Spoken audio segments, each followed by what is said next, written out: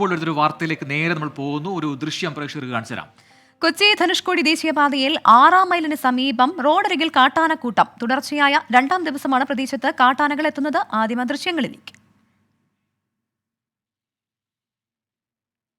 ഇതേ മേഖലയിൽ മുൻപും കാട്ടാനക്കൂട്ടം എത്തിയതാണ്. ഇപ്പോൾ ഇതാ തുടർച്ചയായ ദിവസങ്ങളിൽ കാട്ടാനക്കൂട്ടം എത്തുന്നു. എന്താണ് ഈ രീതിയിൽ ഈ മഴക്കാലത്തും ഇങ്ങനെ കാട്ടാനകൾ കാടിറങ്ങി വരുന്നത് എന്നത് ഒരു ചോദ്യമാണ്.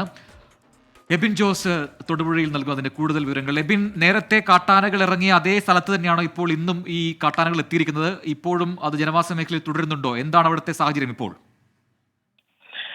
തുജിൻ, കൊച്ചി ധനുഷ്കോടി ദേശീയപാതയിലെ 6-ാം മൈലിലാണ് ഇന്ന് വൈകുന്നേരത്തോടെ കാട്ടാനക്കൂട്ടം എത്തിയത്. ഇത് റോഡരികിൽ തന്നെ കാട്ടാനക്കൂട്ടം തമ്പടിക്കുകയായിരുന്നു.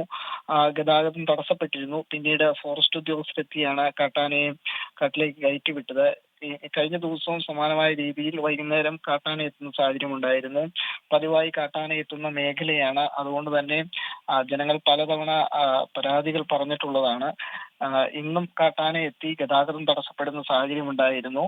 ഏതായാലും നിലവിൽ കാട്ടാനയെ കാട്ടിലേക്ക് കയറ്റിവിട്ടിട്ടുണ്ട്. ശരി, എബിൻ ജോസ് ആണ് തൊടുപുഴയിൽ നിന്ന് വിശദാംശങ്ങൾ നൽകിയത്.